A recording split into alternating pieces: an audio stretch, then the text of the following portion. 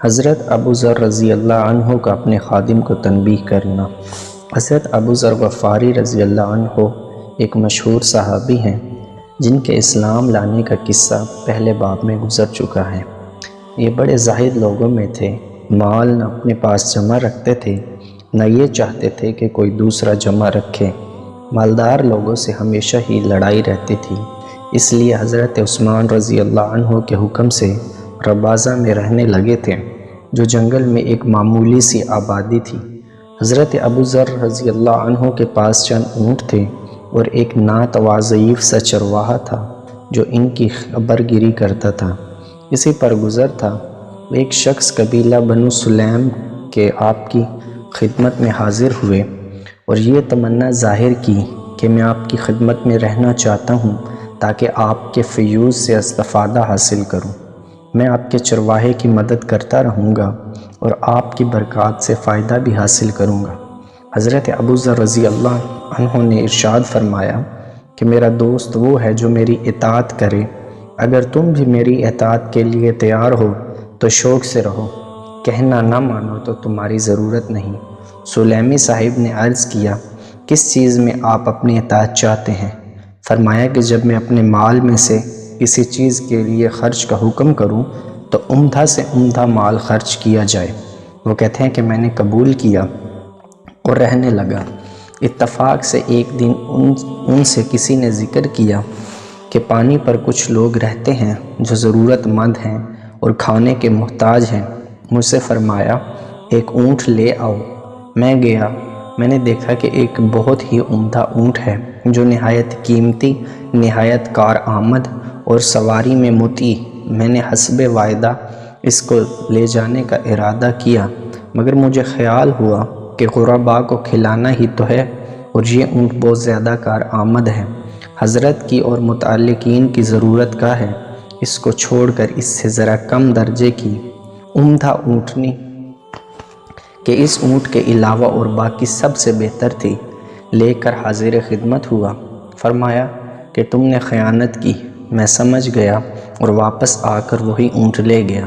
پاس بیٹھنے والوں سے ارشاد فرمایا کہ دو آدمی ایسے ہیں جو اللہ کے واسطے ایک کام کریں۔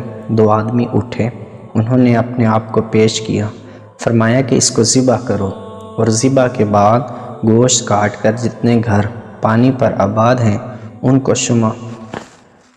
شمار کر کے ابو ذر رضی اللہ عنہ کا یعنی اپنا گھر بھی ایک عدد ان میں شمار کر لو اور سب کو برابر تقسیم کر دو۔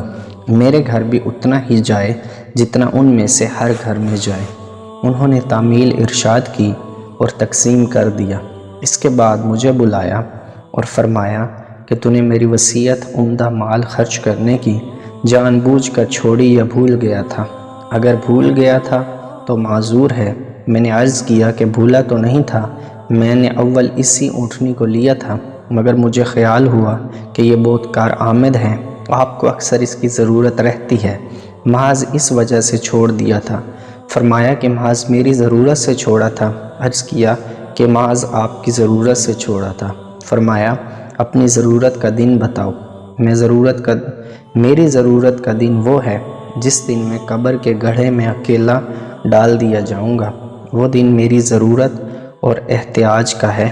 مال کے اندر 3 حصے دار ہیں، ایک تقدیر جو مال لے جانے میں کسی چیز کا انتظار نہیں کرتی، اچھا برا ہر قسم کا مال لے جاتی ہے، دوسرا وارث جو اس کے انتظار میں ہے تو مرے تو وہ لے لے، اور تیسرا حصے دار تو خود ہے۔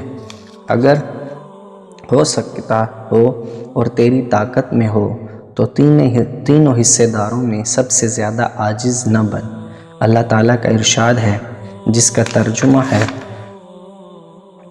تم نیکی کے کامل درجہ کو نہیں پہنچ سکتے جب تک ایسی چیزوں سے خرچ نہ کرو گے جو تم کو پسند ہو۔ اس لیے جو مال مجھے سب سے زیادہ پسند ہے اس کو میں اپنے لیے آگے چلتا کروں تاکہ وہ میرے لیے جمع رہے۔ فائدہ میں لکھتے ہیں 3 حصے داروں میں سب سے زیادہ عاجز نہ بن کا مطلب یہ ہے کہ جو ہو سکے اپنے لیے آخرت کا ذخیرہ جمع کر لے۔ ایسا نہ ہو کہ مقدر غالب آ جائے اور وہ مال تو اس سے ضائع ہو جائے یا تو مر جائے اور وہ دوسروں کے قبضہ میں آ جائے کہ بعد میں کوئی کسی کو نہیں پوچھتا، آل اولاد بیوی بچے سب تھوڑے بہت دنوں رو کر چپ ہو جائیں گے، ایسا بہت کم ہوتا ہے کہ مرنے والے کے لیے بھی کچھ صدقہ خیرات کر دیں۔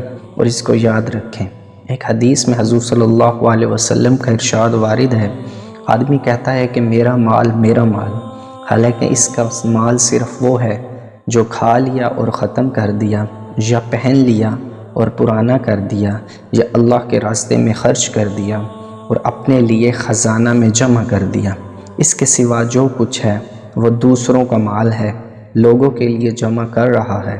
ایک حدیث میں آیا ہے، حضور صلی اللہ علیہ وسلم نے دریافت فرمایا، تم میں سے ایسا کون شخص ہے جس کو اپنے وارث کا مال اپنے سے اچھا لگے؟ صحابہ رضی اللہ عنہ نے عرض کیا، یا رسول اللہ، ایسا کون ہوگا جس کو دوسرے کا مال اپنے سے زیادہ محبوب ہو؟ حضور صلی اللہ علیہ وسلم نے فرمایا کہ اپنا مال صرف وہی ہے جو آگے بھیج